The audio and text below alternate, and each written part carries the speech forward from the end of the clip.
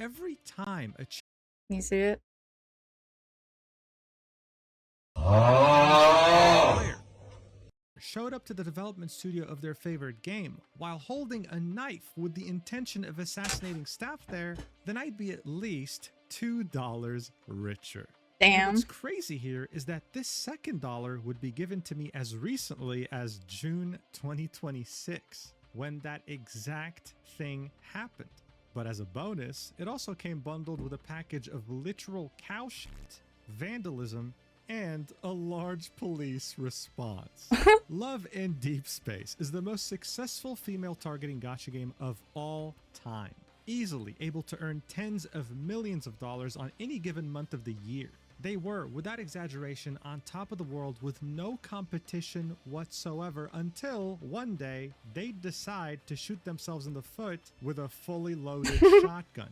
1 week after announcing the biggest update the game has had in a very long time, they do something unprecedented, going back on their word and canceling the entire update.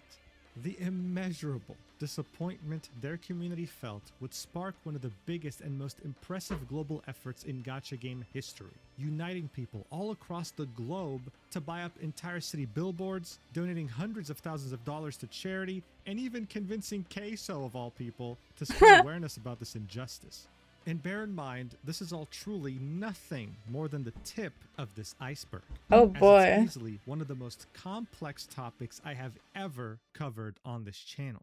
But it's not like I had a choice, seeing that my own community had left over 14,000 messages about this topic on the Discord server, and even went as far as compiling an amazing Google Doc about it. And so, why did this money printing machine decide This is so funny. 14,000 people wanted him to react to this. to destroy itself? And how did this become a worldwide phenomenon?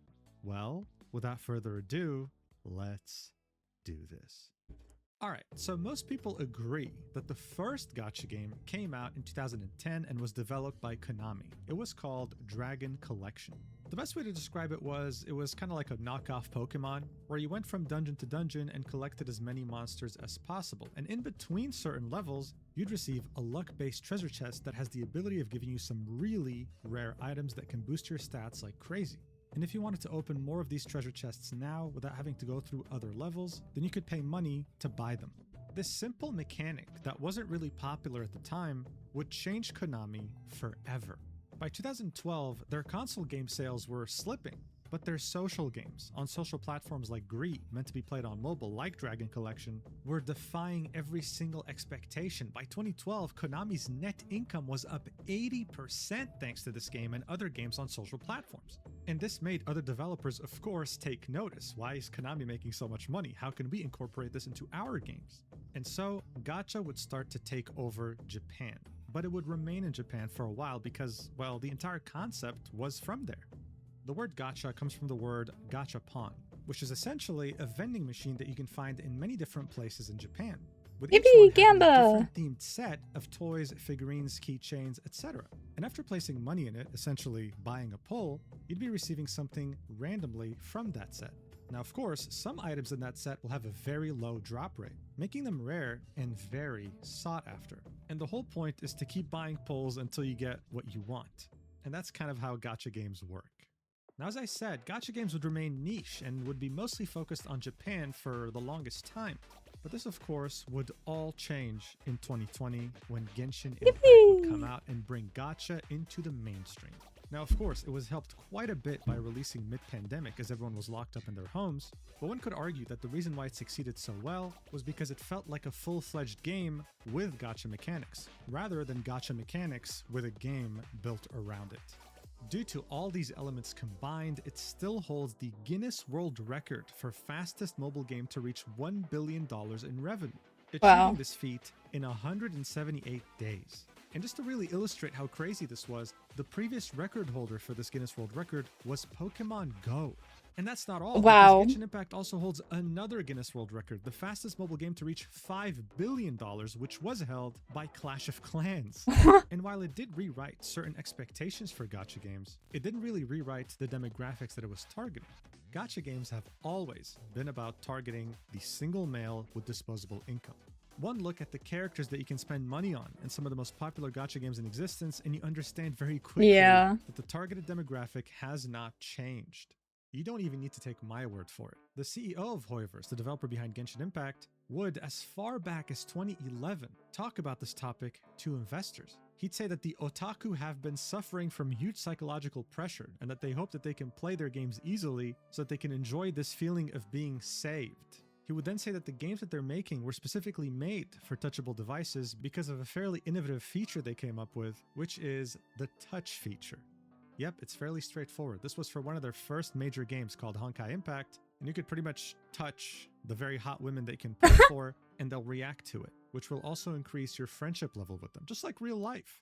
But if you've played gacha games, if you've come across this logic, then you must have taken a step back at some point and asked. I could have sworn that was the dude who was top of Hoyo. Yeah, that's what he said.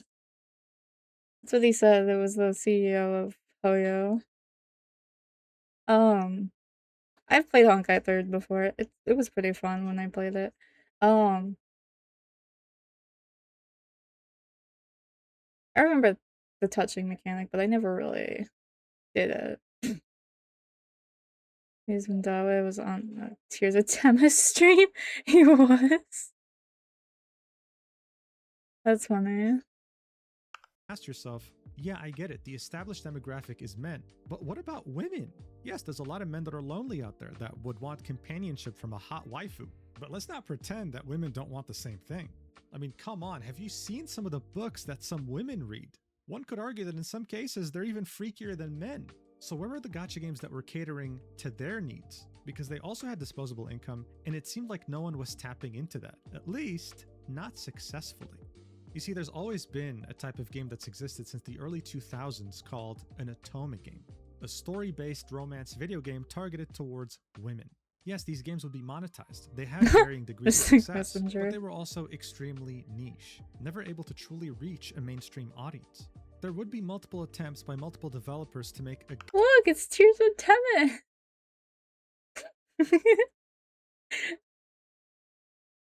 gacha game centered around the otome genre, but none would truly stand out. For example, even Hoyoverse, before releasing Genshin Impact, would release a game called Tears of Themis.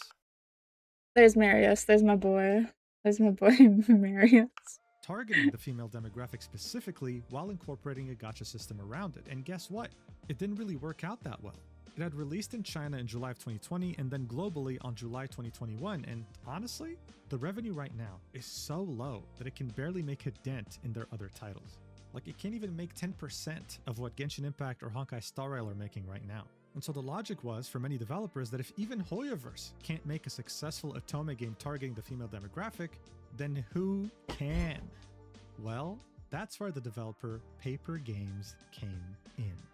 Now here's the deal. Paper Games has been around for a while. Their first game came out in December 2012 in China. It was called Nikki Up to You, a Dressing Story, and from day one, they were targeting women.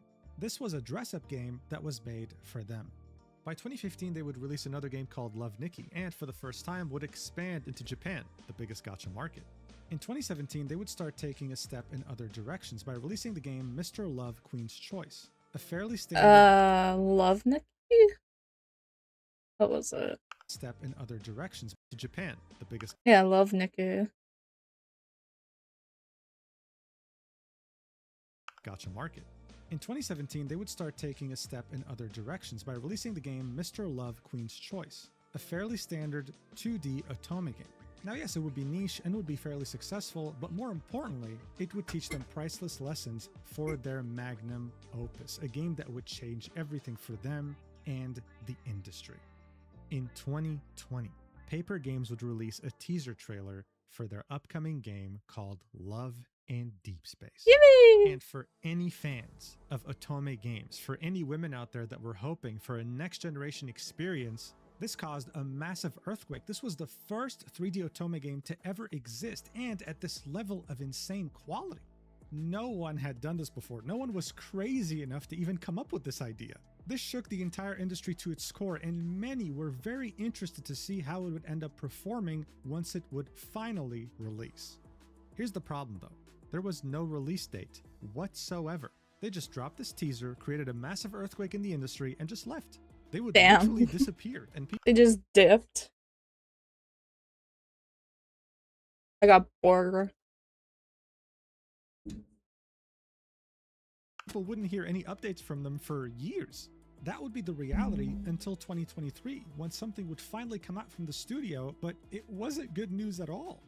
News outlets would report that Paper Games was about to take on a loan of 70. Well, I'm back. Burger had pink in it.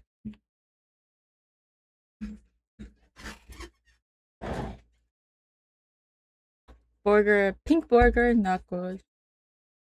$1 billion. And what was really interesting here is that the person giving them that loan was Hoyoverse, the creators of Genshin Impact. It turned out that Paper Games had overextended itself and was developing too many titles at once and ran out of money. So they asked Hoyoverse for a loan, and Hoyoverse gave it. But the collateral was really interesting. If Paper Games there's an ad starting soon back their money by the agreed upon date, then Hoyoverse would get 10% of Paper Games' share, effectively owning 10% of the entire company. At the time, people didn't really know what to think. This was a massive loan, and Paper Games was not making anywhere near yes, close I can read money. that. What people didn't know, though, was that the plan was simple. Internally, they were hoping to repay this loan by releasing Love and Deep Space. They were banking everything on the success of that game, and it was about to come out on January 2024. However, even with so much riding on this game's success, no one, whether it be from the staff or the executive team or the CEO himself, could have ever predicted the ridiculous success that this game would find it was the one across the globe. This game's impact on the otome game genre was like what Genshin Impact did for gacha games.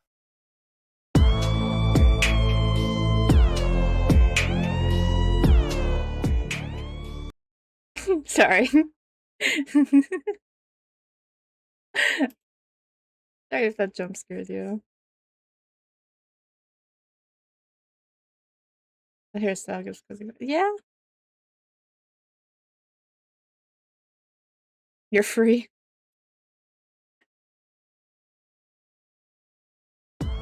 There.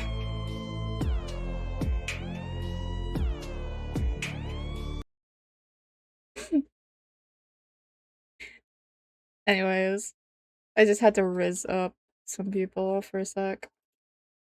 Oops. Games. In 2024, Paper Games made over $1 billion, and you bet your It's Zane, my man's ass that they repaid Hoyoverse every single dollar of that loan amount. It had done what so many others had attempted to do but failed, bringing this genre to the mainstream and incorporating gacha mechanics within it too. But why? What was the secret formula that no one else understood? Well, for many men, the attraction to gacha games was about having a power fantasy, collecting sexy and strong characters that will progress through a story that centers around them. Thing is though, women don't really want that. Love and Deep Space offered them something different, a game centered around being individually known and cared for. It played more like a 3D dating simulator that caters to your needs, like a genuine routine that becomes a part of your day rather than so cute. And then just a traditional gacha game. And here's how it would do that. The game would initially release with 3 different love interests, Zane, Raphael, and Xavier. And Silas would release right after, with Caleb joining the rest of the cast in 2025. There would be a million different ways of being able to interact with them in-game. Hi, Zaffy. Them truly feel like, well, they're real. While you're in-game, they would call you through a video call, you'd be able to text them, and sometimes, I mean, this is a Silas thing, but he would call you his kitten.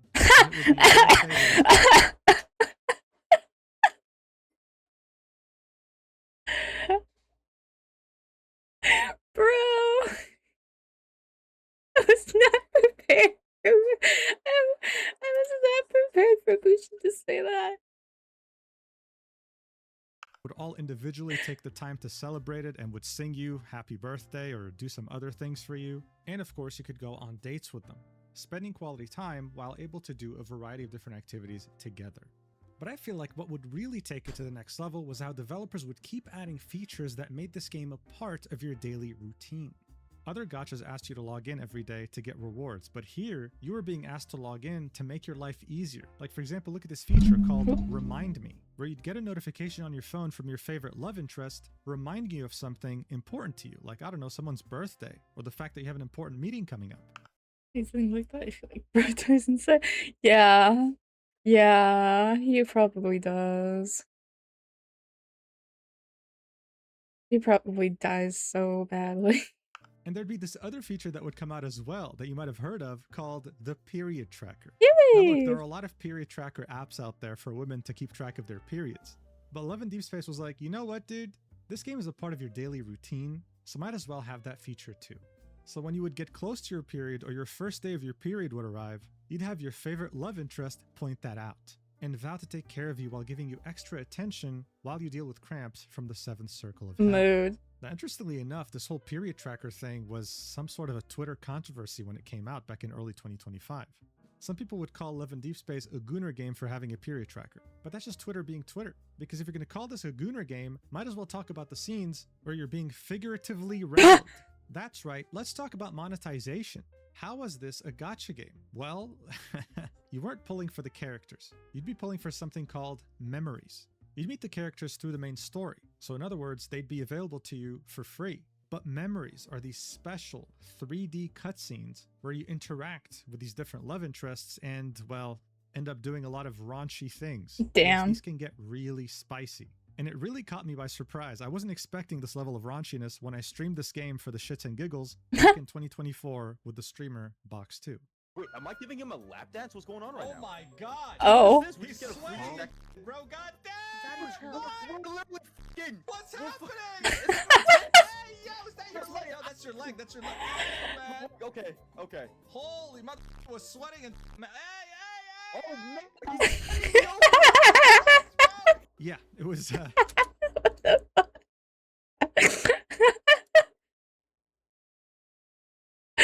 Bro. definitely unexpected on my end. So essentially, this is what people spend their money on, okay? Of course, seeing that this is a free-to-play game, you can earn this currency for free by playing, but many would choose to spend money because other than these raunchy cutscenes, you'd also be unlocking outfits for these love interests, as well as gear that would make you more powerful for story combat sequences, because this is an action game at the end of the day as well. All these elements combined would make this game one of the most successful gacha games of all time. Other developers in the industry would be so impressed that they would ask team members from Paper Games to conduct workshops or presentations talking about the logic and strategy behind making this behemoth. Like this presentation that was conducted back in March 2026 in the Game Developers Conference. It would be called Designing Crush-Worthy Characters in Love in Deep Space. This would be fascinating. And judge the woman for pay the game compared to other gacha. Like, those are lame. I think it's funny when I first joined, I'm like, wow, I'm really seeing two Mariuses. Because in this presentation, the lead character designer would describe how the team designed characters that millions of players became emotionally attached to. This emotional attachment would be why this game would make so much money. The women playing this game would sometimes spend money when they already had a good enough amount of currency. And they had two main reasons to do so. Number one, they were absolutely in love with a love interest in the game and they want to spoil them. And number two, they want to support the developer. This is not a mentality that you see for many things. Many women genuinely wanted Paper Games to make more money so that they can continue updating the game because no one else had ever made a game like this. And before you knew it, this game was competing head-to-head with the giants of gacha such as Genshin Impact and Honkai Star Rail. In mid-2024, it was making tens of millions of dollars per month. So as I said, it was no wonder that Paper Games made over $1 billion in 2024, while also becoming the #1 highest earning app on the Chinese App Store, which is a very big deal. But by the end of 2024, they would take it another step further, incorporating something that's not really present in mainstream gacha games like Love in Deep Space: VIP services. You would become a VIP if you spend a minimum of $690. And as Damn. soon as you reach tier 2, which starts at $2,100, you would receive gift boxes sent to your address. They'd have special merch and other little goodies. And when you Damn. get to the VIP 2 tier, you start getting personalized gift boxes sent to your address, with more exclusive items signed by your love interest in-game once you reach higher tiers, with some being at a minimum of 5 fucking figures. Damn. Look at how many people on the Love and Deep Space subreddit would post when they got VIP, like it's a celebration. And you know what's even crazier? These prices that I just showed you are exclusive to the Chinese server, taking into consideration their local purchasing power. But outside of the Chinese, Japanese, and South Korean servers, it has been reported, like in this thread right here, that the minimum for global players to become VIP is to spend around $6,000. Damn. Almost 10 times the Chinese minimum. That is a lot of money. By March 2025, Love and Deep Space would start outgrossing Genshin Impact, Honkai Star Rail, Wuthering Waves, Uma Musume, I mean just about any other gacha. The CEO of Paper Games was hailed as a genius, and he would become a billionaire. He'd be interviewed by so many different publications, and he'd say that the reason for his success was simple, specifying, it's not that women don't like to play games, but there are no good games for women to play. He'd also point Real. out that when it came So real. There's such untapped potential, at least there was, such untapped potential in the market for games for women. Like, so, like, also, this is crazy.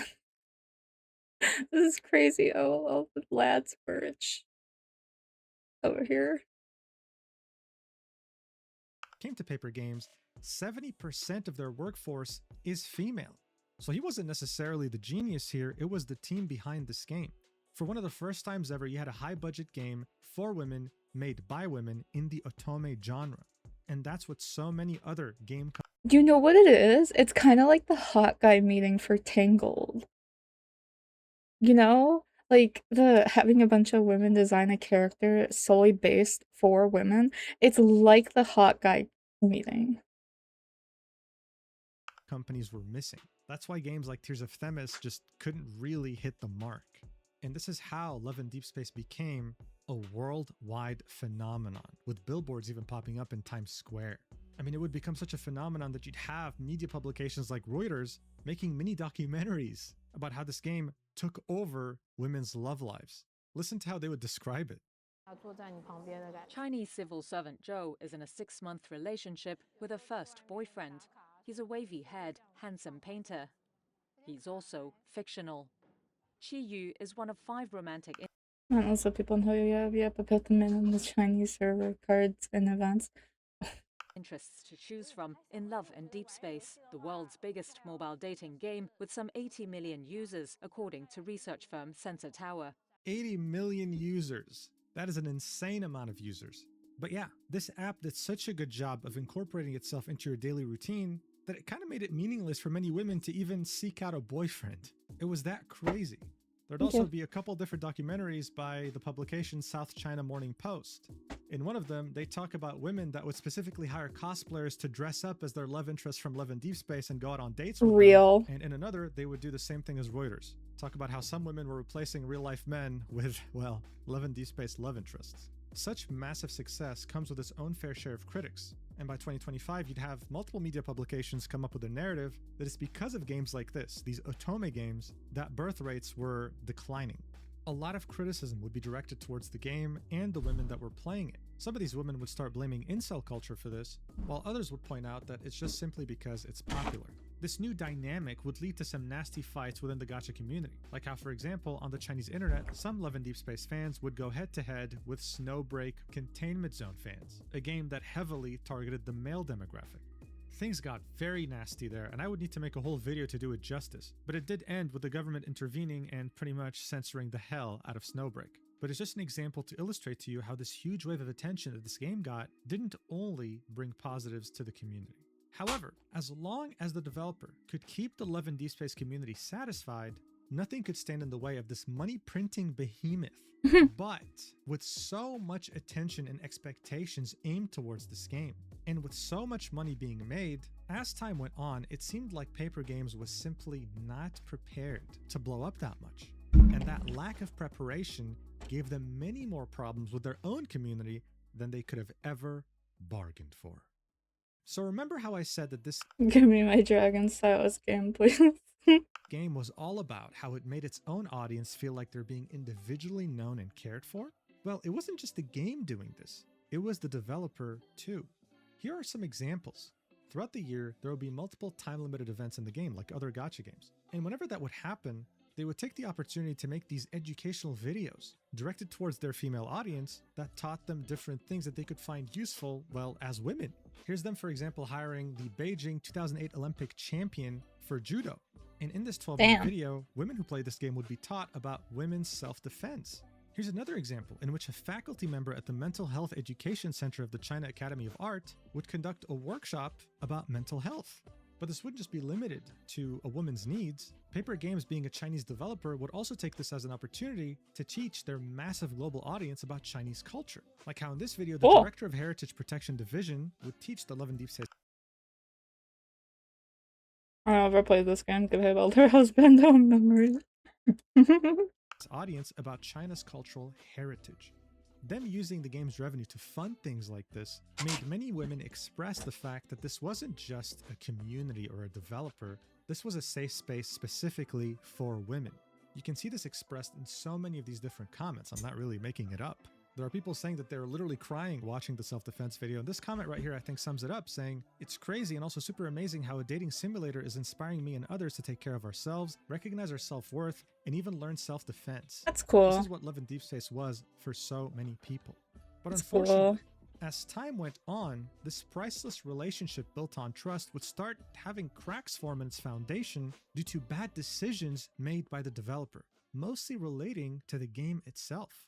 What do I mean by this? Well, let's go back to the example of Genshin Impact. It makes a lot of money, and in return, it's meant to give you constant updates. One update typically lasts for 40 days. Then the next update comes along with new events, and more importantly, new story, advancing the plot that everyone's playing the game for. Every update would also typically have 2 brand new characters that you can pull for. And every year, you'd have a major update that would introduce an entirely new region. Now, as I mentioned before, Love in Deep Space does have a story mode. You'd have story segments that are in 3D. It's like There's too much things happening too fast at Genshin. Until Jane finally left. Yeah. I think Genshin is just too overwhelming. When listening to you go through what was that place called? The fireplace? Whatever, Natlan? Listening to you go through Natlan and how long and draining it was. Oh my god. I remember going through Sumeru and I was up at 3 a.m. I was up at 3 a.m. doing that story. And it just wouldn't end. Yeah. It did not need to be that long.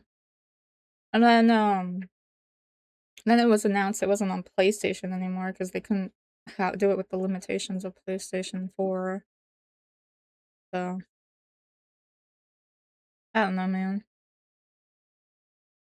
like a 3D visual novel, right, with cutscenes and voice acting, and you'd also have combat. This is easily, by far, the most important aspect of the game. Story is what allows you to meet the new love interests that release, while also advancing the plot with them in it, because they interact with each other. Yeah. Yeah. It's sad, but I mean, I get why, because Genshin was getting way too big, especially with Natlan coming out. And there's just certain hardware requirements that the PlayStation 4 had. Nahida's part. Nahida's adorable. I love Nahida. But, yeah, the part was so annoying. Each other as well. They have stories that tie in together and they know each other, sometimes being friends. So while yes, many players get very excited about pulling for a banner because it involves a raunchy cutscene, if you had to ask them whether they prefer getting a banner of their favorite love interest or more story, the majority of them would always choose more story. But by 2025, it seemed evident that both banners and story content were just not meeting expectations. They weren't necessarily releasing fast enough for a game of this caliber, making this much money. and multiple complaints will start arising within the community that the scheduling is too inconsistent and the communication is just non-existent. Genshin Impact had a new update every 40 days. That was well established. Other gachas functioned very similarly. It was simply the industry standard. But with Love and Deep Space, it seemed like they just released things on a whim, like as if they were winging it. When it came to limited banners, right, the ones that you had to pull for within a specific time frame, otherwise they disappear, there'd be mainly Leeway was first existing. Damn. Bro, I remember I joined when Leeway was first existing. Yeah, I remember you telling me that. When did I join? Just before the next place after Leeway.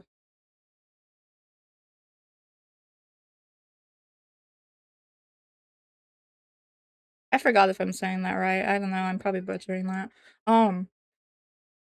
But I joined right after Leeway, I'm pretty sure. What was the next place? Completely forgot. Inazuma. Right before Inazuma. I think when Chasm was going to exist, yeah.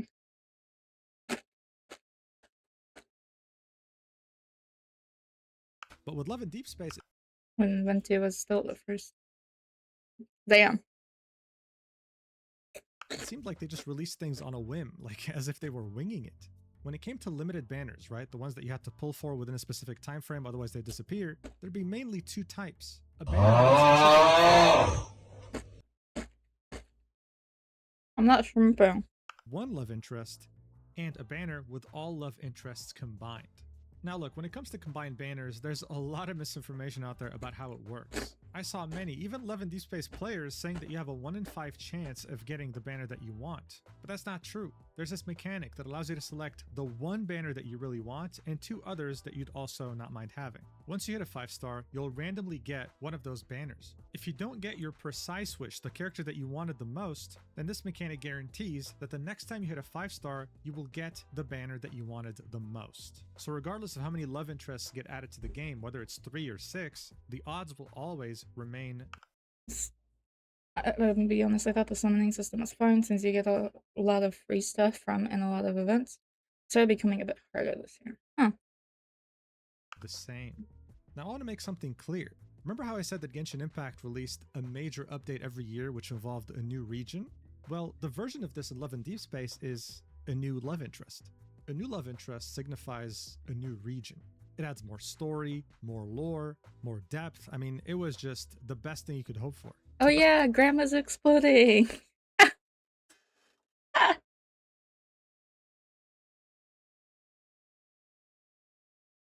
Grandma getting exploded. I see you, Safi. You're now following me on Twitter. By the time the 5th character came out, which was Caleb, a certain issue became very hard to ignore for the wider community. And that had to do with the fact that Paper Games now had a workload that they clearly couldn't handle anymore. More characters coming out with their limited resources meant that some characters would be completely neglected in favor of newer ones. And this leads us to my wonderful creation that I call the neglect ranking. Damn. I made this to really illustrate to you just how disorganized the release schedule of this game was, as if Love that we casually talk about grandma exploding. Yeah, I know, right? Just casual grandma's exploding. You know how it is. they were truly winging it. Now, as I said, the most important aspect of this game is story content, but for the sake of this argument, let's look at banners first. So as you can see, the most neglected love interest in this game is Xavier. His last banner was his birthday. This happens every year for every character, by the way. And it was 9 months ago. Did he say Xavier? I think he meant Zane. I think he said Xavier and The meant most Zane. neglected love interest in this game is Xavier. His last banner was his birthday. This happens every year for every character, by the way. And it was 9 months ago. Did he say we The knew? most neglected game is story content, but for the sake of this argument, let's look at banners first. So as you can see, the most neglected love interest in this game Neglected. is Xavier. His last banner Most was neglected. his birthday. This happens every year for every character, by the way. And it was 9 months ago. Meanwhile, Caleb was 4 weeks ago, and Silas was 7 weeks ago at the time of recording. Now, yes, you can make the argument that Silas and Caleb released after the initial 3, but is it really fair to neglect 3 of your 5 characters in favor of the 2 newer ones? What if you played this game just for Xavier or Raphael? This was very inconsistent and showed that there was no real release schedule that made it fair for everyone. But if you thought this was bad, then wait till you see the main story neglect ranking. Let me see if he dresses in the comments. Nope, doesn't say anything. Here, the most neglected is Caleb, the most recent character. The last time he was in the story was in January 2025, 18 months ago. Oof. His debut arc when he first released. When it came to Silas and Zane, 14 months ago. And when it came to the most favored characters, really, in quotations, most favored, Xavier and Raphael were in the main 6 months ago. This meant that the last story content for this game was on January 2nd, 2026. We're now halfway through 2026, and there was no new main story content, period. That's without mentioning the characters that haven't been featured in the story for way longer than 6 months. So in comparison to other gacha games of the same tier as Love and Deep Space that make as much money, this was ridiculous. They were inconsistent with their release schedule and were not communicative enough about things to look forward to, about dates. And let's also not forget the fact that they refused to make a PC client for this game, even though their other games had it. But this was the game that was making them the most money. And so as I mentioned, this would be a recurring topic within the community starting as early as 2025. It would cause multiple dramas with different points of views giving their opinions on why it takes so long to develop the main story and release content.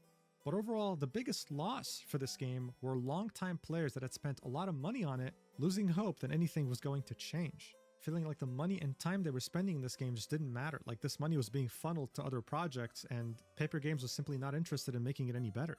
This would start forming a narrative that they were too greedy, prioritizing memories and banners and ignoring the story. It seemed like they simply didn't really have what it took to be this big of a developer with so much success. They just weren't ready for it. As evidenced by the fact that things would get significantly worse because they would somehow commit an unforgivable taboo in their own local market of China. Oh a no. mistake so grave I just remember the beginning of this disaster sounds like I finished watching the trailer for Valko and now I'm full. that it perfectly encapsulates the expression of shooting yourself in the foot. 9/11 is a tragic Mujin, why? What? yourself in the foot. 9/11? 9/11 is a tragic event that would occur on United States soil on the 11th of September 2001. It's best known for the 2 passenger planes that were hijacked full of passengers that collided into the 2 towers of the World Trade Center. There would of course be 2 other planes involved, one that would crash into the Pentagon and one that tried to crash into the White House but failed. Now this was an event that happened over 25 years ago, and odds are, if I went to the US right now and made a joke centered around 9/11, everyone would find it funny, assuming I have good humor, except for those who were directly involved in those events. Like Yeah. a family member, a relative, or a friend. Hell, I could probably make a joke about Pearl Harbor, a tragic event that occurred during World War II. And again, the majority would probably not care. That's just how culture works in the United States when it comes to sensitive events. Nothing holds weight there for too long. Now, on the other hand, when it comes to East and Southeast Asia, actually, you know what? Probably the majority of Asia at this point, but let's just focus on East Asia for now. Tragic events, no matter when they happen throughout history, still hold immense weight even today.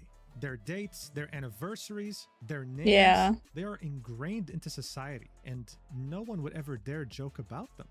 This cultural clash can be perfectly illustrated during the meeting between President Trump of the United States and Prime Minister Sanae Takaichi of Japan. Trump would make a Pearl Harbor joke right to the Prime Minister's face and laugh it off. This is something perfectly acceptable in the United States. This is passable. Takaichi, on the other hand, I mean, you can see the facial expression on her. She was mortified. If she would have made a Pearl Harbor joke, or hell, I don't know, a Hiroshima or Nagasaki joke in Japan, she'd get impeached within less than 24 hours. That's just how the culture works there. And so, this is why it was extremely Shooting foot anyways, 9/11. clumsy and stupid and tone deaf for Paper Games, a Chinese developer, to release a lore chapter on April 2026 about the character Xavier, where they talk about human experimentation and other dark themes, while titling it Test record A0731. Like, even if I hired someone to sabotage this company from within, they wouldn't come up with such a genius idea. When you say the three numbers 731 to any Chinese person who was educated in a state school, for example, they'll immediately think of one thing. Unit 731 of the Japanese Imperial Army during World War Oh II. no. This was a secret research facility that was operated between 1933 and 1945 on occupied Chinese territory, more specifically in Harbin. This is where the Japanese would experiment on over Oh, no. 200,000 human beings from China. They would say it's to advance medicine, but in reality, many of these experiments were just morbid and sadistic.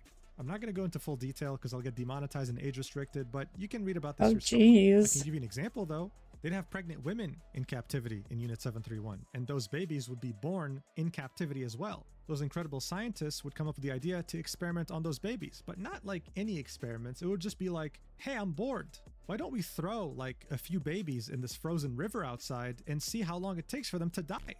Yeah, I wish I was making things up, bro. This was Unit 731. This is well known in Asia, specifically in China, because of how horrendous it was. But it's not really taught to Westerners. It's not taught in schools. In China, though, to this day, even in 2026, you say 731 to anyone, they'll know what you're talking about. There's a reason, many different reasons, that Chinese still hold Japanese people in very negative regard, even in 2026. This is without me mentioning the rape of Nanjing, for example.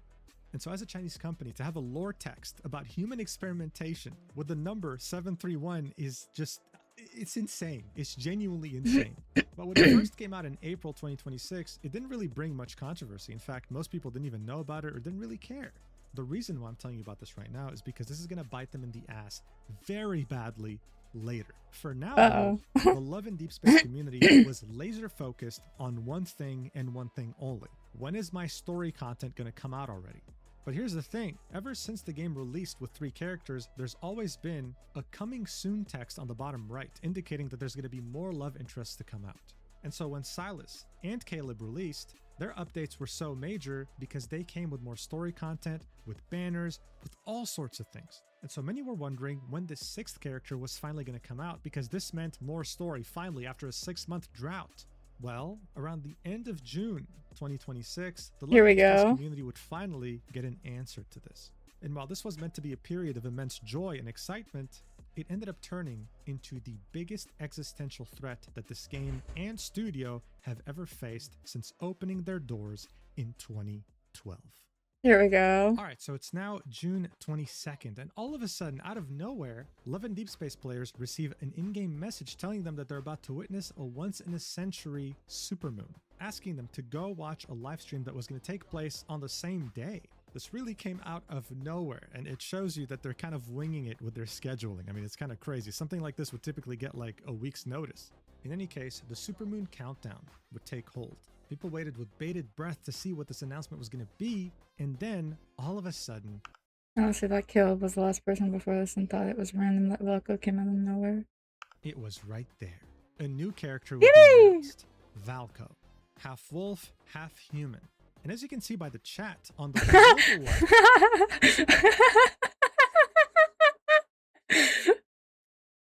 stream that has almost 1 million views, the community was extremely excited. Not the All of us chat. screaming, "Ow!" like a wolf, unable to wait to see him in action, both in combat but also the story, because a new character, as I said, signified a new region, so this was huge.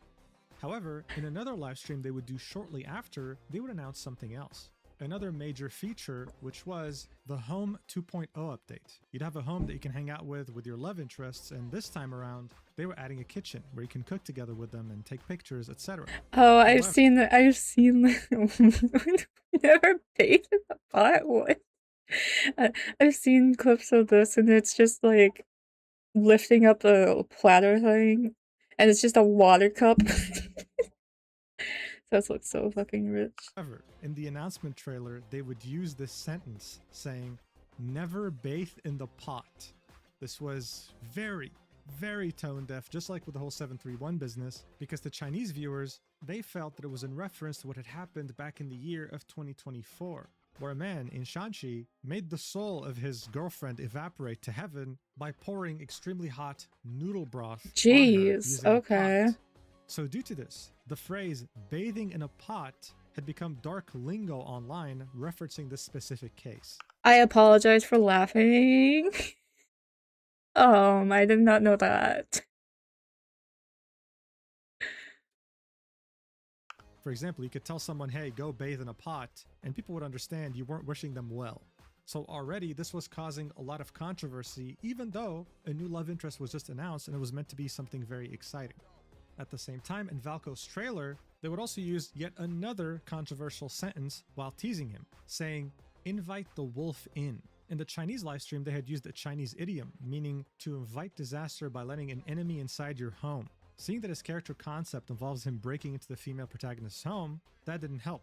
What also didn't help was that his dialogue included, what's wrong with inviting the wolf in, just peek inside and she'll open her door for you.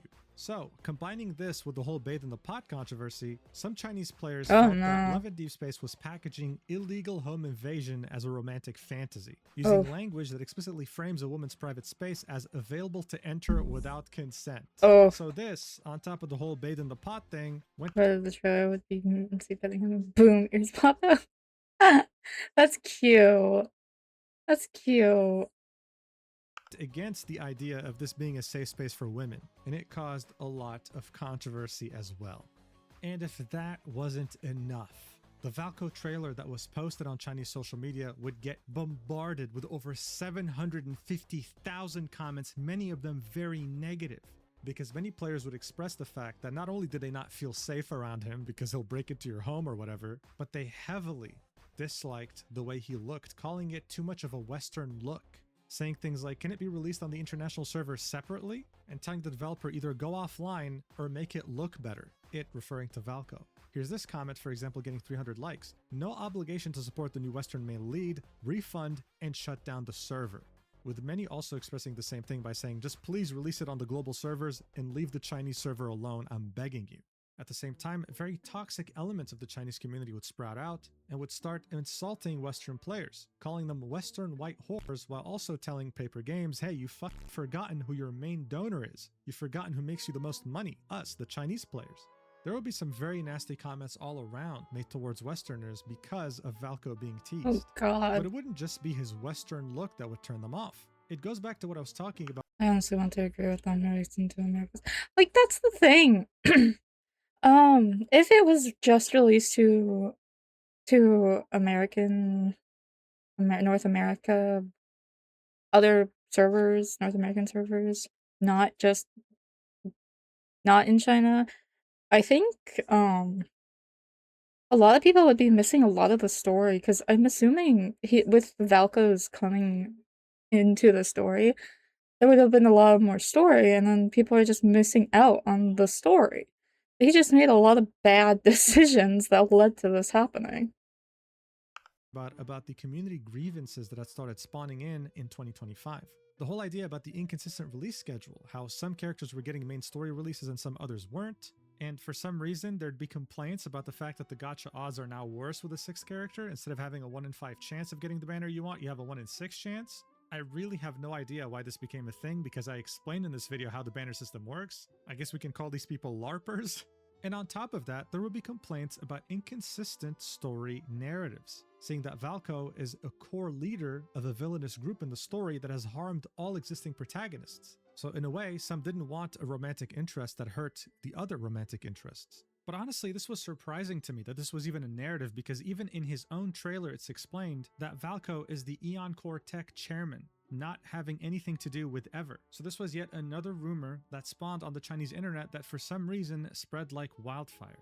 Are you starting to understand why this whole topic is so convoluted? Like, I'm genuinely so confused half the time. And on top of that, for some reason, I guess maybe it's a cultural thing, many Chinese female players feel like a wolf or a bear character is gay. So there were many complaints that Valko was gay, actually. This was really something that you could find a lot on Chinese social media. And I guess the problem with having a gay character, in their opinion, was the fact that Love in Deep Space would attract gay male players. What? They don't want that. They only want this game to be directed towards women. Now, on this extremely ratioed post on Chinese social media, they would do their best to communicate with their player base, to calm any grievances they might have and tell them, hey, trust us. For example, this is them replying to someone that called Valko gay, saying, all the male protagonists are heterosexual, yesterday, today, tomorrow, and forever. And they would Not in headcanons. Not in headcanons. reply with things like, I'm sorry, after Or you fanfic. calm down a bit from venting, could you please take a look at this wolf and give him a try? Please. Damage control was in full swing. But these replies would be posted on Chinese social media known as Xiaohongshu, and the comments weren't really impressed. They really just didn't like the character, and they didn't really like the direction the game was headed in. This was in massive contrast to the global audience, okay? Like, this is Valko's trailer that was released on Twitter, and it didn't just get 5 million views and a lot of likes. Many of the top comments, in fact, all of them, were very, very excited for him. It would actually be OMG not hot hoop fish because it ain't this guy. OMG a woo. He's just so cute. You know, like, hard to find any negativity on this post. I don't know. Unfortunately, none of these players are local, okay? They're all outside of China, and the people that had a problem with paper games were in China. It wasn't all of them, but it was a very loud and toxic chunk of the community. So much so that they would take this to ridiculous levels, sending literal cow poop to the studio. Oh Many god. players would go around the building and take pictures of themselves giving a middle finger to the studio. Wait, is that a paw print? And there were some that employed an amazing tactic used by South Korean crazy K-pop fans, which is also sending the studio funeral flowers. Oh There'd even be a god. wolf paw in front of the studio meant to advertise Valko, and it would get vandalized. The police would have to show up and install yellow tape around it so that no one else messes with it again. And to make matters worse, someone live-streamed themselves with a knife in front of the building, Oh my trying to god. make their way in. Here are some images, with a third image being censored with the weapon. I wish this was a joke. Here's a 9-second clip that was recorded in front of the studio that kind of shows you the chaos that they were dealing with after Valko's announcement, with someone just screaming insults towards the studio. Watch.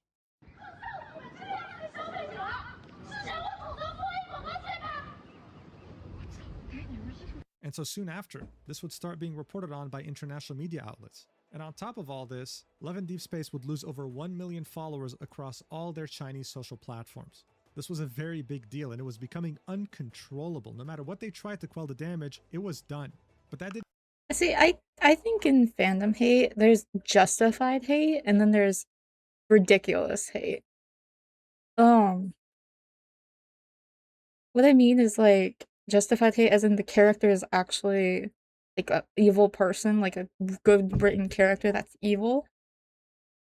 And then there's the other kind of hate, which is this, basically blowing it out of proportion. didn't mean they wouldn't try anyway. On June 27th, 2026, just 5 days after the initial announcement of Valko, Love and Deep Space would make an announcement for the global audience, in which they say, "Dear Deep Space Hunters, recently the development team has received a great deal of feedback and many suggestions regarding the game. We have also heard your concerns about the team's capacity to consistently deliver high-quality content in the future." So this has to do with their inconsistent updates, right? We would therefore like to take this opportunity to respond with the care that your trust and expectations deserve. From the very beginning, we have hoped to make Love and Deep Space a romantic world that continues to grow alongside every Deep Space hunter, a world filled with more diverse experiences and lasting companionship. This hope has guided us throughout the game's development and remains at the heart of everything we are working toward. The development of Valko and his related content is part of the long-term content plan for Love and Deep Space. However, we recognize that the way the information about Valko was presented did not give sufficient consideration to your expectations and concerns regarding the game's future content plans. Yeah, Twitter's always a cesspool of drama. But, like, where else are you gonna find the drama, right? If not Twitter, it'd be somewhere else. And it's annoying. As a result, many hunters have been left with questions and worries since Valko's initial announcement. We sincerely apologize for any frustration and unease this has caused. We have also heard your concerns about whether future content can continue to be delivered consistently without compromising on quality. Please be assured that the Love and Deep Space development team has continued to grow since the game's launch. The main story chapters you have been waiting for are currently in active development. The stories of Farspace Colonel Caleb and Onikinus leader Silas will continue, and a new series of Solar Slot Memories will also be arriving soon. The development team will continue to deliver richer game experiences and high-quality content on a consistent basis. We also understand that these concerns are not simply about the pace of updates. They come from how deeply you care about Love and Deep Space and the love interests who have been by your side throughout this journey. It is because you cherish every moment you have shared with them that you hope this companionship will continue for many years to come. For this reason, we want to make this commitment to you. The stories, companionship, and future of every love interest will always remain an essential part of the long-term plans for Love and Deep Space. this will not change for any reason. Enclosed with this letter are Deep Space Wish 10 and Empyrean Wish 10. Please log into the game before July 23rd to claim them. Once again, we would like to thank every Deep Space Hunter for the encouragement, honest feedback, and support you have given us throughout this journey. We know that it is your unwavering love and support that give meaning to everything we do and guide us forward. In the future, the development team will keep working hard to bring you more high-quality content and a better game experience worthy of your support. We hope you have a wonderful day in Lincoln City and many more wonderful days to come. Signed, the Levin Deep Space Development Team. And so look, this was in reference to the fact that in this game there's currency. Currency you can earn by playing the game that you can also buy. This announcement for Valko came out of nowhere. Some people were probably not prepared, didn't save up enough to be able to pull for his banner, and they didn't really want to miss out on the memory. This was Levin Deep Space acknowledging that the announcement came out of nowhere and that in the future they would keep them updated ahead of time, while also taking into consideration that they should probably have a more consistent schedule that takes every love interest into account. This gave hope to many global Somehow, I doubt that's gonna happen. Somehow, I doubt that's gonna happen. players who might have had grievances with the game's development schedule, and many had a lot of optimism. However, global players were not their main concern right now. It was the Chinese players, and they were about to pull out a very dirty strategy to punish the developer into kneeling down and obeying their wishes, which is removing Valko from the game. And that strategy involves getting the attention of the Chinese state. Oh So, no. Remember that good old test record A0731? Yeah, well, even though it came out in April, it would get brought out again in June during the Valko controversy. Just sitting on the bench like, man, look at that shit good. Yeah. And so a new narrative would form. Paper Games is an enemy of the state, and they have a Japanese mole inside that is there to mock the Chinese people and their suffering. That's So so within just a few days insane. after Valko had been announced, this narrative would spread like wildfire, so much so that it would force Levin Deep Space to make a statement on the 29th of June talking about it, as well as the other grievances the community had. It would be posted on the Chinese social media website known as Weibo, and here's what they'd have to say after translating it through Google Translate. Recently, we have noticed many discussions circulating online regarding the game and promotional content of Levin Deep Space. We sincerely apologize for any misunderstandings and negative experiences caused. Thank you for your continued attention, and we will humbly accept opinions from all parties. To avoid such content affecting the gaming experience of our players, we would like to clarify and explain these issues as follows. Number 1. Date controversy in the world's depths. Harmony with Light and Dust. We received feedback from players that the Harmony with Light and Dust update on April 21st contained a number that could easily lead to misunderstandings. We took this very seriously and immediately conducted an internal investigation. It has been confirmed that the number is a fictitious date, a placeholder without any actual meaning, and has not been packaged in any way. We fully understand the potential misunderstandings that this random number may cause and will complete the online modification as quickly as possible today. This issue exposed the lack of sensitivity among some members of the development team. We will strengthen training to prevent such situations from recurring. We will also further improve our internal review mechanism, paying attention to every detail to ensure the quality of online content. Number 2. Controversy arising from some marketing copy. In the promotional material released on June 25th, marking 3 days until the livestream's countdown, the phrase, "taking a bath in a pot," was accused of containing a suggestive reference. In reality, this copy was a teaser for the upcoming Home 2.0 update's kitchen gameplay, written in a non-everyday style to match the livestream's Strange Tales of Rules theme. So this is badly translated, but what they were saying was the teaser was like in a horror theme, and this was meant to match this horror theme. This is why they used that phrase. It had nothing to do with that incident that happened in 2024. They would then continue and say, due to the widespread circulation of misinterpretations for this content, all related content has been removed to avoid unnecessary confusion for players. We urge everyone not to believe such rumors. Furthermore, the inviting the wolf into the house text in the trailer released on June 28th, The Law of Instinct, is simply a copywriting element related to the new male protagonist's werewolf identity and has no other meaning. We have noticed some controversy surrounding this text. To avoid affecting the player experience, this text and all related materials will be uniformly changed to Pure Love Wolf King. And then in the last part of the statement, they would clarify, we don't make characters specifically for one audience or demographic. This idea that it's a Western male character is just not true. And also, this rumor about us being an all-gender-oriented game is utterly absurd, ignoring our consistent positioning as an otome game. In other words, no gays allowed, okay? This is a female-only game. Stop with these stupid rumors. They'd also defend themselves. As a Chinese company who have always considered this our responsibility and have never stopped promoting Chinese culture overseas. Like, they just took a stand here and reminded everyone, yo, these rumors are absurd. We do so much to spread Chinese culture overseas to Western players. You saying that we only care about Western players and don't care about Chinese players is ridiculous. And so this post would get over 1.6 million likes. Why? Oh, I know like so many places that's in the stream community. Yeah. I mean, it's an atomic game. People are gonna play it if they're interested in it, right? It's like any other game, right? People play Genshin because they're interested in it, in the story and stuff. People will play Honkai because they're interested in it. People are gonna play a game they're interested in.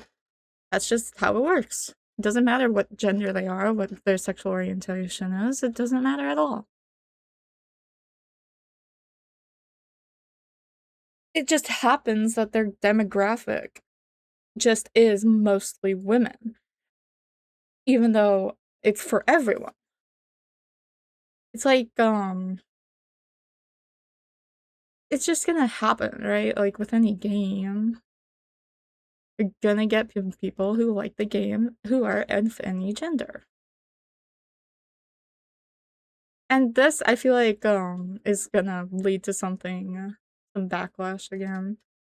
Something bad's gonna happen again, I got a feeling. Likes, but also over 200,000 comments. The top comment would be saying, "I'd rather take Valko off the shelves." With over 136,000 likes, the reply to that would be, "Remove Valko from the platform." And another reply would say, "Our demands are, number 1, remove Valko. Number 2, compensate for gacha resources. And number 3, the production team should deeply reflect on their own problems and issue an apology, while promising to not add any new male leads." In fact, all the top comments are just shitting on the developer, saying that they deserve all the controversy going their way, and that this was a bad statement. Now new rumors were popping up. Paper Games was arrogant. They don't know how to apologize, they don't know how to take a step back. They're an enemy of the state, and they're not even apologetic about it.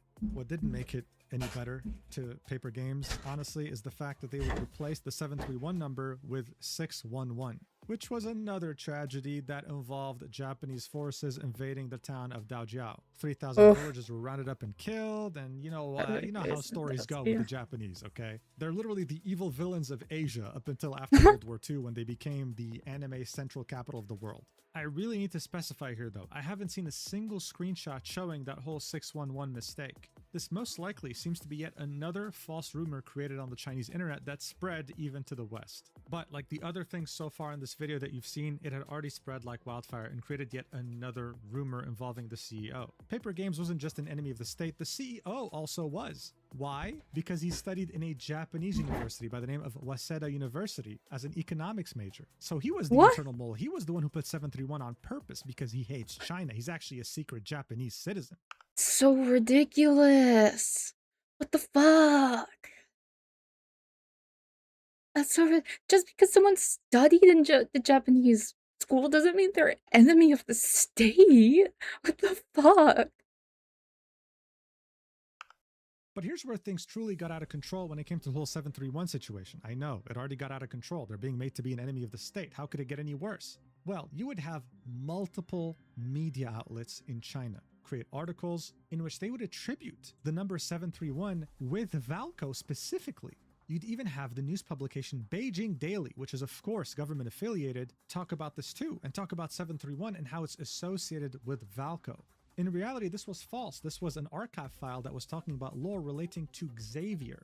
But this misinformation had spread so far and wide because it was literally being talked about by news publications that many took it as fact. Oh, so Valko is not only ugly and looks like a Westerner and doesn't care about the Chinese audience, but he's also an insult to Chinese culture and China as a country because 731 is associated with his lore. That's false, and many Westerners also were caught with this misinfo, believing it to be true. This was becoming a very big problem to Paper Games. I mean, these news publications were publishing shorts in which they talked about Paper Games' statement and were associating 731 with Valko. And other than just media publications, you even have associations, like the China Women's Association that is affiliated with the government, also make content expressing outrage at the whole letting the wolf in sentence, or the whole never bathe in the pot sentence, pushing the narrative further that this game is not safe for women, that it's their enemy. They weren't alone in this regard, because there would be another association by the name National Defense Education that would make a blog post echoing those same statements. But believe it or not, things would get even worse. The people who wanted Valko gone How? wanted the attention of the government by any means necessary. Oh, And other than no. creating the narrative of enemy of the state, they would also do something else that's sure to attract eyes from the government at any given moment in time. And that is creating countless complaints to the China Consumers Association, saying that they got scammed by this company. Over 60,000 verified complaints were made in the span of just a few days. And honestly, it doesn't even matter if they're real or not, okay? This is a way that many Chinese people boycott or target companies that have screwed them in some way. Because at the 40,000 complaint mark, automatic safeguards get triggered at any given company. This means that automatically, the China Consumers Protection Agency contacts that company just to see what's going on. And so, with this unbelievable and unprecedented pressure that was put on Paper Games, even with them already addressing this and doubling down, kind of defending themselves, on June 30th, they would post a letter pretty much announcing that they were going to cancel Valko's release and not release any more love interests in the game for the foreseeable future. Just as a reminder, it had been barely a week since the first trailer for Valko, and they were already canceling everything. So this is like as if Genshin announced an entirely new region and a week later decided to cancel the entire thing and said, hey, by the way, no more regions. The game's done. This also meant that all the story content that was finally going to come to the game after a 6-month content drought was going to be canceled too. It genuinely could not have been worse for anyone who likes this game. To announce such a big update and cancel it after barely a week, this had never happened, especially for a game of this scale. This post would be viewed over 26 million times and would have over 40,000 replies. Sorry, Mujin's profile picture here. Really funny. Ratioing it. They were in utter disbelief that Paper Games would bend to such toxic and loud people in the Chinese community. This game was created to make you, as a woman playing it, feel seen and acknowledged, and yet, with this announcement, they had essentially told all global players, we don't care about you even existing. That's how it felt. Even though they were put between a rock and a hard place, even though they were cornered by what was going on in China, this still felt horrible for just about anyone who ever played this game. You go anywhere, whether it be Twitter, Reddit, any other place this community was present in, and you would see just the disbelief. They genuinely couldn't believe this had just happened. But honestly, if you took a step back, none of this really made sense. This was really overblown for no reason, and anyone with common sense could see that. A huge chunk of Paper Games revenue came from global players, so how come they were just forced to bend the knee so quickly? Well, oh, probably. I feel like the Latinos. Yeah, they probably were. I mean, they were probably. It's a story update, right? Like, it's a lot of things coming to the game. They were probably excited to release all that stuff and all the story they've written for it. And just for it to be shut down, especially by the government. I'm assuming it was shut down by the government, is so... Look at our artwork and then people are like, yeah, exactly. That's because they had become the worst thing you can ever be in the country of China, becoming an element of chaos. Okay, so let's get one thing straight. There was a timeline to this, and it wasn't always about being an enemy of the state or whatever. This had started out with consumer dissatisfaction about Valko, about the fact that he looks badge for all the work, especially VA. Yeah, especially VA. Well, it's not just that. All the storyboarder or all the story writers, all the 3D modelers, the animators, everything that goes into a game like this, especially for a big update, because this would have been a big update, right? It just sucks. Gay and Western and all that stuff, but then Chinese media publications would start twisting it into something way bigger than it actually was. It went from consumer dissatisfaction to women's safety to becoming an enemy of the state with 731 to Paper Games refusing to take responsibility, being arrogant. And eventually, because of how badly Paper Games was portrayed in media, this wouldn't just be about, hey, let's just cancel this character. This would be like, hey, you deserve more punishment as a company. You deserve to go bankrupt. And hence why they had become an element of chaos. So what is that exactly? Well, it's a term I came up with, I guess. But in China, the most important thing that has to be maintained is order. As soon as something goes against that, as soon as something interferes, then they become a problem. A great example of this actually happened to Hoyoverse back in 2021. The reason? Well, Hoyoverse had released a music video of Honkai Impact characters dancing in bunny suit outfits. They had not released it in China. Chinese players took grave offense to this and started calling Hoyoverse a traitor, an enemy of the state. Hence why someone tried to assassinate the CEO. Yes, it was over the stupidest thing imaginable. Yes. But that wasn't even Hoyoverse's biggest worry, because people would employ the same strategy used against paper games, mass reporting Hoyoverse to the Chinese Consumer Protection Agency and creating a narrative online that they are an enemy of China. Eventually, this would prompt them to delete that bunny girl dance music video off every platform imaginable, while also releasing an apology. They would give their players some crumbs as a reward, while giving the Chinese players almost 3 times the amount of rewards, apologizing to them for doing this unforgivable thing. I had made a video about this almost 2 years ago, so Damn. it really shows that even a company like Hoyoverse is not immune to this. This was after Genshin Impact had come out, by the way. The way they were able to get past this without any issues was by apologizing, removing the music video everywhere, and having the CEO join the political party of China. This was him pretty much saying, hey guys, I'm not your enemy, I'm not a traitor, look. Because when the government gets involved, everything becomes existential. And this is exactly what was happening to paper games. On the 8th of July 2026, the Ministry of Public Security would publish a statement about what was going on with Love in Deep Space. I mean, this is pretty much the government saying this. They'd say, recently, an online game targeting female players has sparked widespread controversy. The game features a storyline where the male protagonist breaks into a woman's home late at night, accompanied by offensive promotional slogans such as, "What's wrong with letting a wolf into the house?" packaging the illegal act of trespassing as a romantic encounter. This kind of entertainment-driven, traffic-driven creative work disregards public order and morality, crosses legal boundaries, and may ultimately endanger public safety. The safety of women living alone is a serious public issue concerning personal rights, social order, and the protection of women's rights, and it is by no means material for arbitrary adaptation or meme creation. Chinese law strictly protects citizens' rights to housing, and no one may illegally intrude. China's criminal law clearly stipulates that those who commit the crime of illegal intrusion into residence can be sentenced to imprisonment for up to 3 years or detention. If a game packages such behavior as fun interaction, it may be suspected of promoting and glorifying illegal and criminal methods, which is not only a disregard for the authority of the law, but also a blatant transgression against the spirit of the rule of law. Even more dangerous is its intangible erosion of public perception. This creative logic that prioritizes traffic can easily mislead the public, especially causing cognitive biases in minors whose minds are not yet mature, weakening their vigilance against dangerous behaviors and seriously undermining the effectiveness of public safety education. I just want to point out that this game is not for minors, okay? It's mature only, 18 plus. But still, this was the narrative and you couldn't do anything about it. They would then continue, some might argue that games are games and reality is reality, they shouldn't be confused. However, facts have shown that online game content that crosses ethical boundaries can seriously negatively impact the healthy development of teenagers. In 2018, 15-year-old Xiao Tang became deeply addicted to a violent video game. Seeking the thrill of killing in the virtual world, he brutally murdered his 23-year-old female neighbor. This tragic case should serve as a stark warning to everyone. You then have an image of Valko, so Valko was acknowledged by a government agency as being a source of a problem, and then they would continue, the virtual space created by online games is never a lawless zone. Laws and regulations, such as the regulations on the governance of online information content ecology and the regulations on the protection of minors online, clearly prohibit the production and dissemination of content that may incite minors to imitate unsafe behaviors, induce bad habits, or violate social morality, thus setting a clear bottom line for the creation of online game content. As of now, all relevant characters and storylines in the game have been taken offline for rectification, a move that addresses public concerns. However, taking it offline is not the end. Deeper reflection is needed.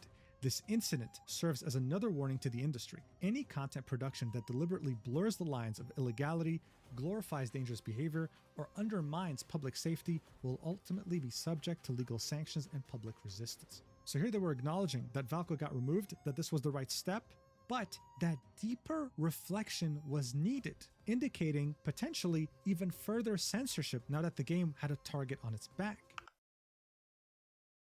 This is insane, honestly. Okay, that time I was shrimping. That's because I was getting comfortable. Valko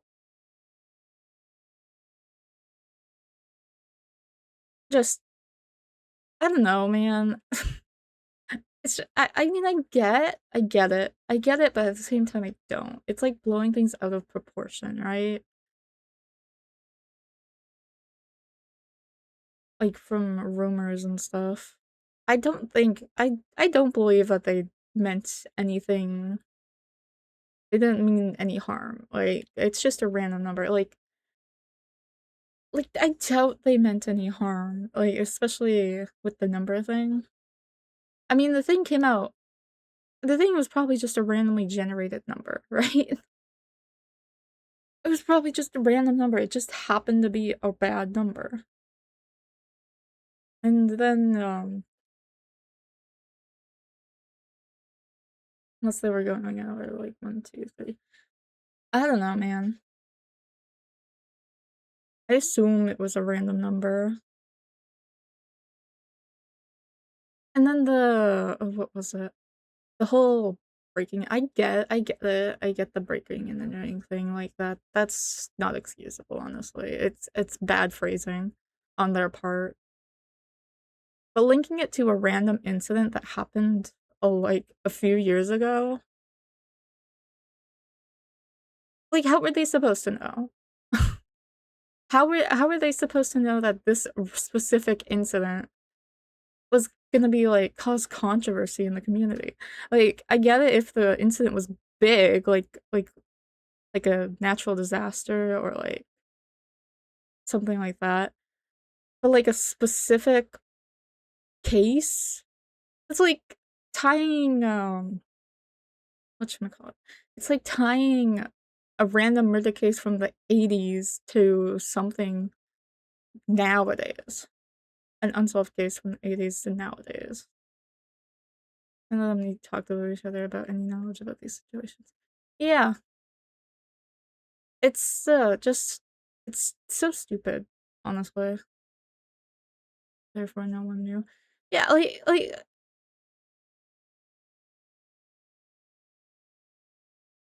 you can't type. Like to tie it to a specific incident that welcome back, by the way. To tie it to a specific incident like that is just seriously blowing it out of proportion.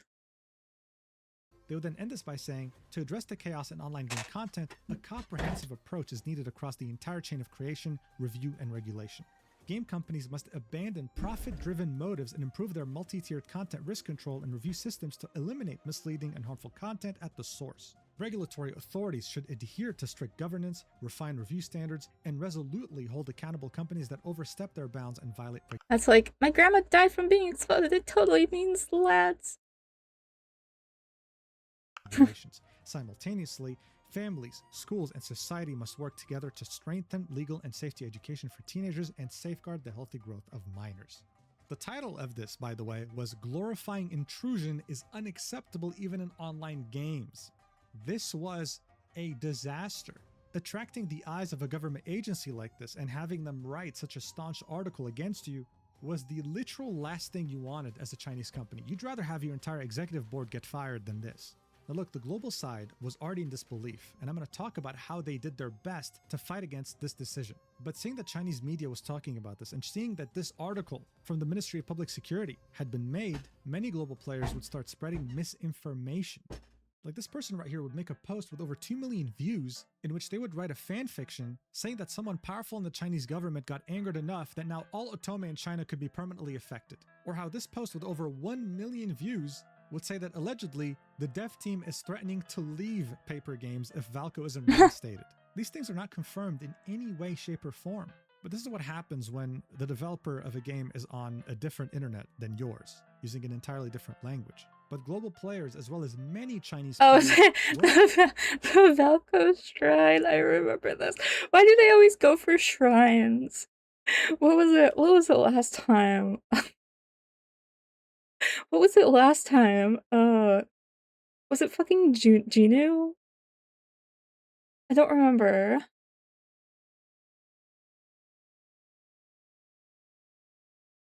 I don't remember. Was it Gino from K-pop Demon Hunters or something? I don't know. I remember there was another shrine like this. I'm pretty sure at the same place. Aren't simply going to sit idly by watching their favorite game get destroyed right in front of them.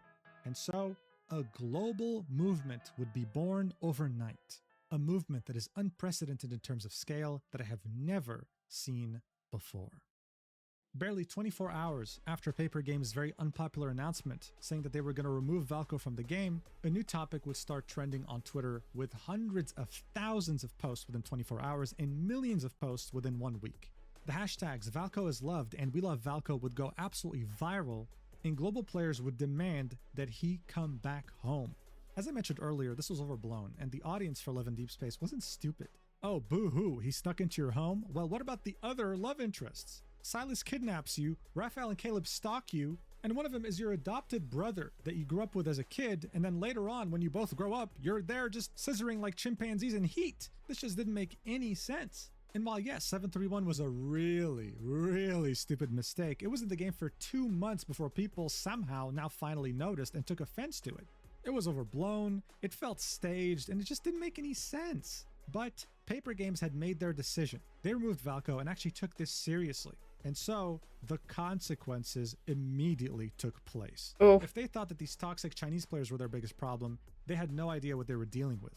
A huge chunk of silent Chinese players that weren't toxic and crazy would be very disappointed in Valko's cancellation. In fact, you can track revenue that the game makes in China, and while there were many people frustrated over Valko looking Western or gay or whatever, their revenue would only start taking a dip after they had cancelled Valko, showing us two things. Oof. The first being that they might have underestimated how many Chinese players actually liked Valko, and the second being that maybe Western players also underestimated how many Chinese players were going to boycott this game because of the whole 731 situation.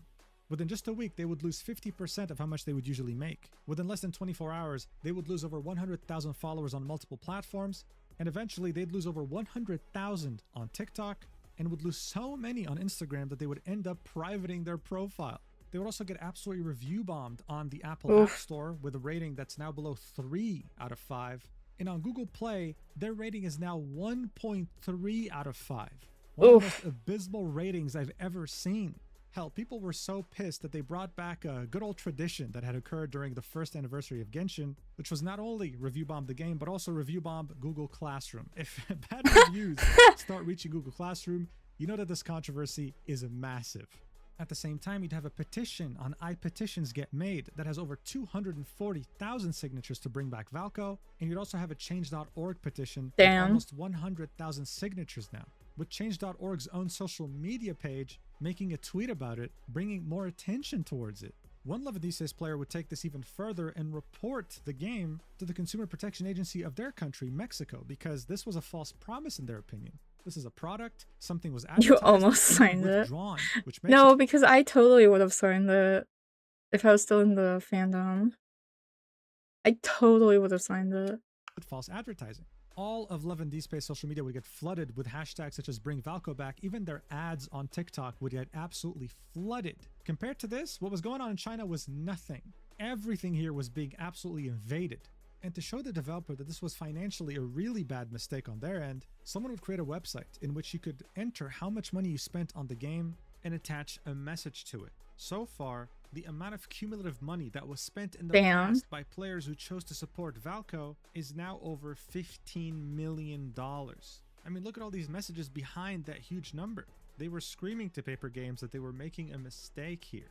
But while the frustration is understandable and their socials being brigaded was to be expected, what really stood out here was how a big chunk of the global audience decided to protest. While Valko haters were busy sending manure and other things to the HQ of Paper Games, the global audience that wanted Valko in the game decided to instead use their money for good. Some would fundraise enough money to buy a billboard in Times Square saying "Bring Valko Back," and this billboard crowdfunding strategy would occur all over the world, in New York, in the Philippines, in Malaysia, in Thailand, hell, even in Peru. This was them truly showing solidarity between each other, even though they came from such different countries and regions. But I mentioned this audience using their money for good, and that's exactly what they did in Valko's name. They would donate to a women's shelter in Canada and say that this donation is from Valko. They would donate over $44,000 for the Guangxi flood relief in Valko's name as well. This was a place that was hit by severe flooding in China, and these Valko enjoyers were pretty much helping them out. You'd have a Love in Deep Space player that normally spent $1,500 every 2 weeks on the game decide to instead use that money to feed over 400 dogs in 3 different shelters, while again doing so in Valko's name. There are so many examples like this. with donations coming from global players for Chinese causes like wildlife conservation, or uniting to save an endangered species, or raising money over $20,000 for wolf conservation because Valko is a half wolf guy, and also donating over 100 chocolate milk bars to 100 kids in Indonesia, all while using Valko's name and appearance, making him out to be a symbol of hope rather than a symbol that threatened women's safety like in China. All of this was done in the hope that on July 9th, when 6.0 had come out, Paper Games would change their minds. They would still decide to release Valko even though they cancelled him. And they would take this activism even IRL, because Love in Deep Space would have a booth in Anime Expo in the US. There, they'd have different cosplayers meant to represent every love interest. But unfortunately, it seemed like there was one booth meant for Valko that was cancelled last minute. So what did they do? Did they bring cow poop or a weapon? No. Instead, they'd go around asking people to pick their favorite lad by placing a star around them, and Valko would receive the most stars. This was again meant to showcase the staff that we want Valko back. But while they did make it to Anime Expo, on July 8th, they would start canceling different events that they were meant to attend. Like for example, an event that was meant to take place in Japan, saying, after carefully reviewing the event content in light of changes to the in-game content, so removing Valko, we have decided to cancel the event. On that same day, they would also announce the cancellation of a massive event scheduled for Bilibili World, a huge event in China. And so by now, this was attracting all sorts of global media publications, with Jing Daily publishing an article titled, "China's top otome game lost 70 million hearts in 10 days. Hell, even TV news channels were talking about this too. And hell, even Queso would talk about this somehow. A chatter would tell him about the drama, Queso would look into it and say, Love in Deep Space is wrong for scrapping its newest character, saying they didn't bring out the character because the fans said he was ugly, that's messed up. So look, all of this was meant to raise awareness, but also showcase to the Chinese government agencies that this game was not an element of chaos, it was an element of goodness. These donations in Valko's name were meant to spread positivity and goodness across the world. And to be honest, they did. Objectively speaking, that's exactly what they did. Instead of fighting fire with fire, the global audience decided to fight fire with good, with water. It was also done to show Paper Games just how much of a mistake they were making by listening to the toxic side of their fan base instead of the good side. The one that was willing to donate hundreds of thousands of dollars to charities in Valko's name was the one who was really being hurt with this. The hope was that on July 9th, Valko would still somehow show up when they would open the app after updating. But unfortunately for them, that day would end up being the darkest in this community's history. Oh no. On July 9th, 2026, the 6.0 update would come out for Love in Deep Space. Many players downloaded it hoping to open the app and find Valko waiting for them there. Instead, they found nothing. No Valko, no new main story, just the new kitchen feature, and that was just about it. Some people would have issues downloading this update, and so Love in Deep Space would make this post saying, today's update has concluded, while giving some pointers as to how to fix these errors, like reinstalling the game, for example. This would be the last post on their socials up until mid-July. And so everyone would take out their grievances right here. It would get over 17,000 replies. Not the elephant in the room.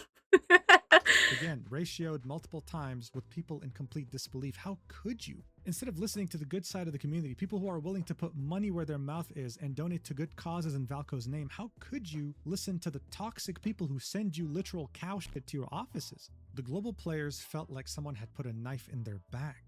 And what didn't help was that this update was jump scare. extremely buggy. I mean, there are certain things that my nightmares no. up. Like, what is this? What the fuck? What the fuck is this? Like, how does this even I don't even know, like, what kind of code, what, like, how does this even occur? Here's my favorite glitch, personally. What the fuck is that? Anyway, the first thing that players did after not seeing Valko was go to the love interest character selection screen and see whether the whole coming soon text was still there. And to their extreme disappointment, it wasn't. It seemed like Paper Games was intent on the promise of no more new characters. This was the worst possible news for just about any player. The community was devastated. This was a character they were very excited for, that they couldn't wait to interact with, and he was gone as quickly as he had arrived to their lives. Slowly but surely, any remaining hope players had was being removed right in front of them. Like, for example, the Valko channel and the Love in Deep Space official Discord server would be deleted after the update would go live. And after all this time, things were really starting to set in for many players. So we're just getting a stupid rerun of a banner instead of a new love interest, a new main story update, new cards, new myths, new poses, new interactions. this wasn't just about Valko. This was the biggest update of the year, and all of a sudden, it's not coming anymore. And remember how people were now fearful of further censorship now that the game had attracted multiple government agencies? Well, that's exactly what happened. All the love interests had a certain theme of an outfit in which they had numerology on them, numbers that signified different meanings.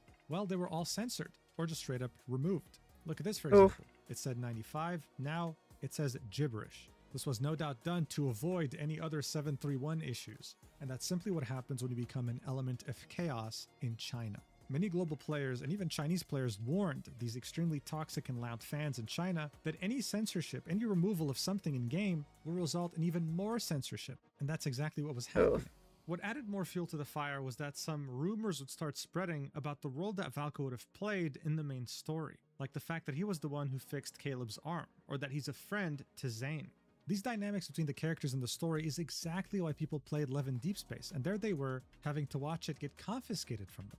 And so people started drawing up comparisons to another game made by Paper Games called Infinity Nikki, which I made a video about around a year ago.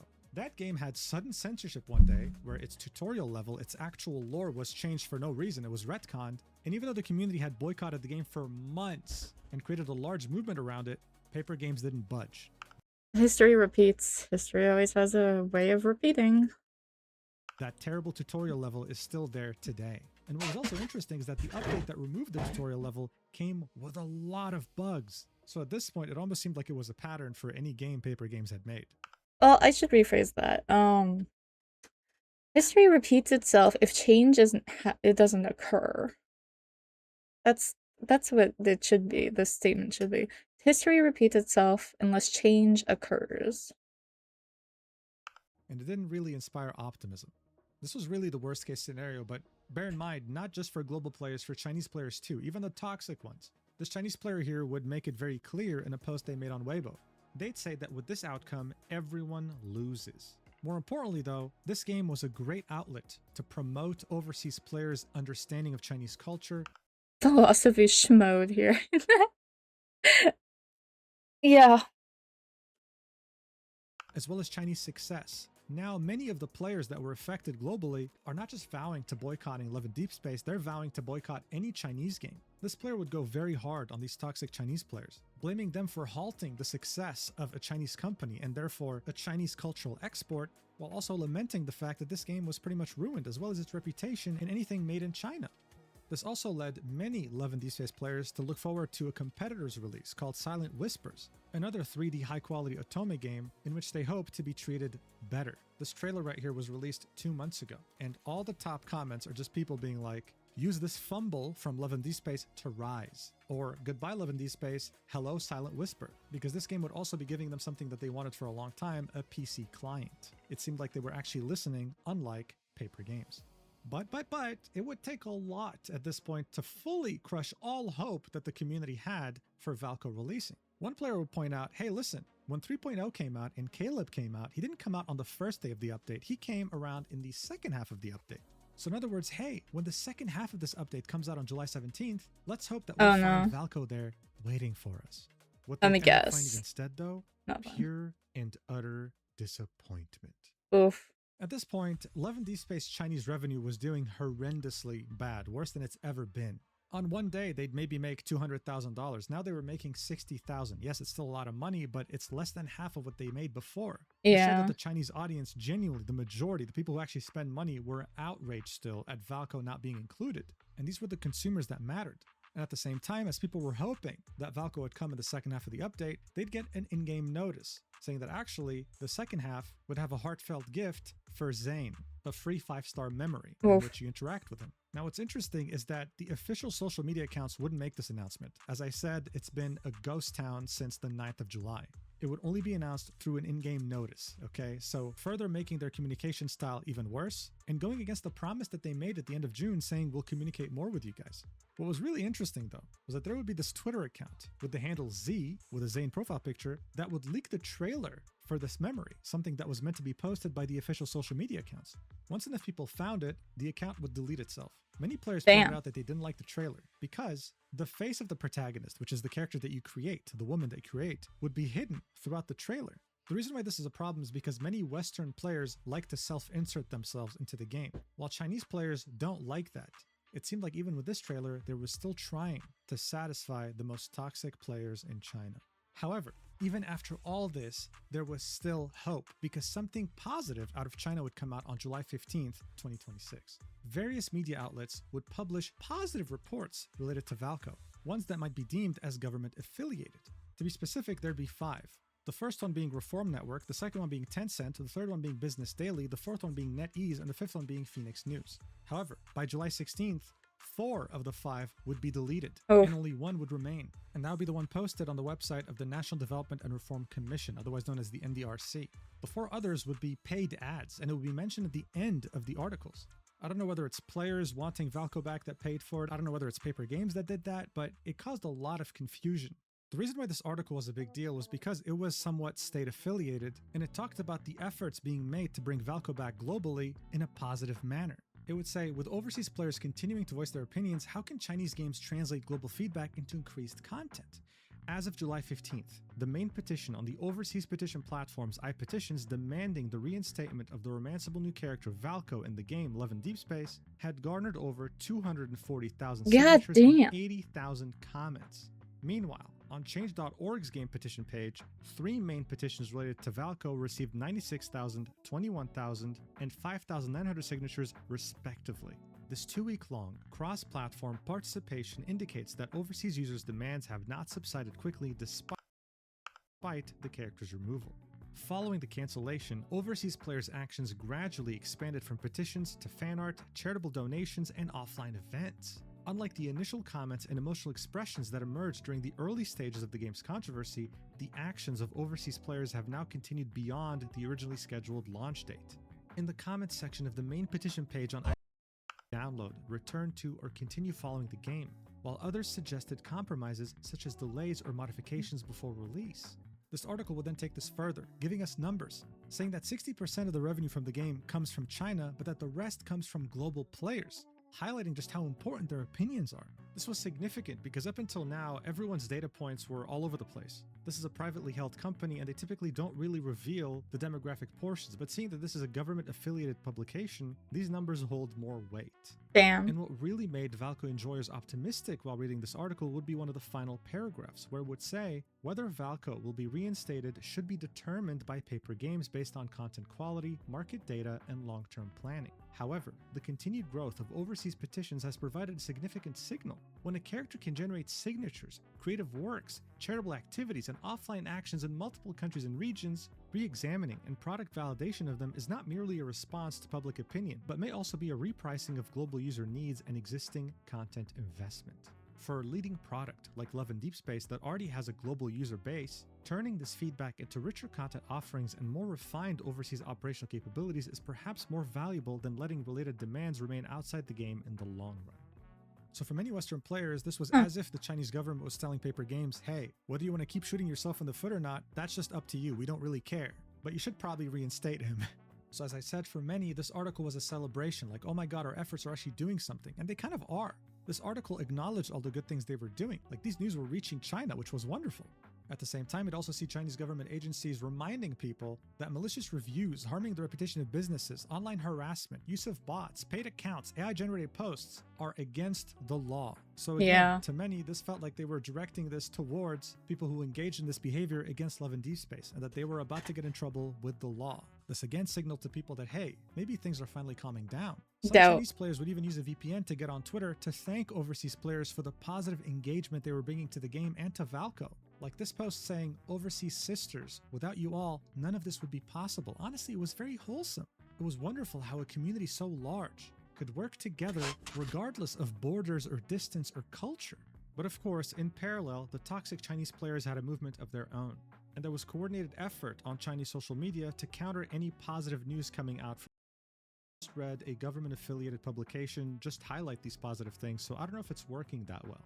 When it came to Love in Deep Space though, as I said, they had a total media blackout. The only thing they had said ever since the July 9th update post would be a Facebook reply about winners of some giveaway or something or competition. Here, they'd indicate that they were going to post again on July 29th talking about the winners. while of course getting like 36 angry reactions. Does this mean that their media blackout will last until the 29th and then they'll post again regularly, maybe updating the community? Who knows? But so far, as I said, total media blackout, even with a new free memory coming out in-game, still nothing, and no trailer as well, of course. So look, overall, the ball was now in the court of paper games. Are they actually going to bring back Valko? Or are they going to listen to this disgusting, toxic side of their community and throw their global community that's willing to donate to charities in Valko's name under the bus? It remains to be seen. But honestly, seeing that they had made the terrible decision of removing Infinity Nikki's amazing tutorial and backstory and refused to change it even after massive backlash and a big boycott, I just don't know if this developer is capable of listening to the community on such major issues. Probably this not. also might truly be out of their hands. This might be out of their control completely, but we don't have proof. We can only assume on what's going on behind the scenes, and I prefer not to assume. And I do hope that Valko is brought back to this game. If you had to ask me though, I'm not very optimistic, but hey, seeing that this community has been very optimistic and donating to so many amazing causes, you know what? I'll change my mind and be optimistic too. Let's hope for the best, because if that happens, it'll be a wonderful story that will be never forgotten on the internet. And with that, I want to thank my wonderful community for making this very comprehensive Google Doc about the entire incident involving Valko, with sections like speculations, a glossary for people who have no idea about the game and the different terms used, memes, Twitter links. I'd even asked them to do this. They just did it by themselves because they're so passionate about this game and the community. So thank you, I, Dea, Doc, Jin, Helianthus, Laurel Doll, Mimi, Ray, Red Rose, Sen, Starfall, Watt, and Woof. You guys are the best. And if you want to propose topics for me to talk about in my videos, or just talk about different topics with like-minded individuals, then definitely join my Discord server. Thank you so much for watching until the end. I really appreciate it, especially this video because it was such a pain in the ass to make. This video was posted one day early on my Stacked. I don't typically do this, but this needed to be definitely double checked by some people in my community. But if you want to see exclusive content from me there, definitely check it out. Prices start at $1. And if you want 10% off your Gamer Subs order, then definitely use the code Mujin. I'll see you in the next video whenever that is, and I love you so much, platonically. All right, I'm not a Love and Deep Space character, okay? VIP 1 in China costs 600. For global players, it costs 6,000. I've heard enough. Eviscerate Valko. Damn. You should draw ads, man. Yeah. Oh my god. Wait, you should sell it. You should sell it on your shop. Platonically. Yeah, platonically. Okay. How long have I been streaming? I've been streaming for 6 hours. Oh, okay. I'll draw them tomorrow. Yeah. Okay. I'm probably gonna end stream. Oh wow, Lisa says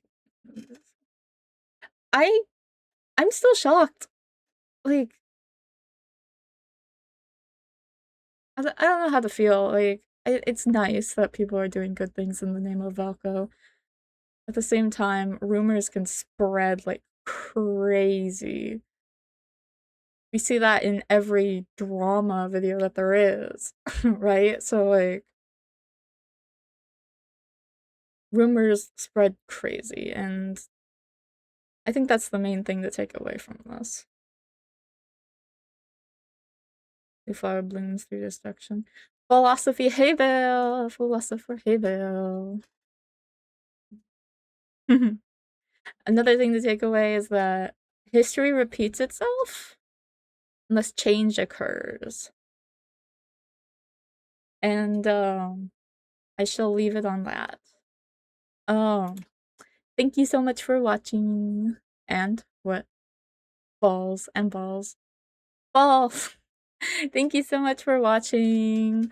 I'll probably stream around 3 o'clock tomorrow, PST. I